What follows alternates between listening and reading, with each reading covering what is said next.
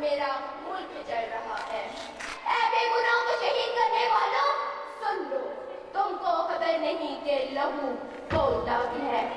जनाब सदर, मैं किसके नाम लिखूं जो अलम गुजर रहे हैं? मैं किसके नाम लिखूं जो अलम गुजर रहे हैं? मेरे शहर चल रहे हैं, मेरे लोग मर रहे हैं। कोई मसीहा इधर भी देखे, कोई मसीहा इधर भी देखे, कोई तो चारा गली को उतरे। उफक का चेहरा लहू में तर है, उफक का चेहरा लहू में तर है। जमीन जनाजा बनी हुई है, जमीन जनाजा।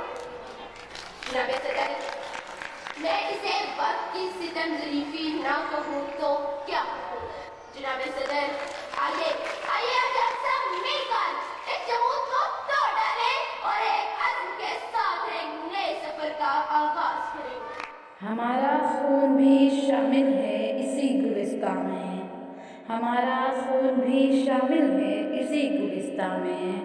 हमें भी याद रखना चमन में जब बहार आए।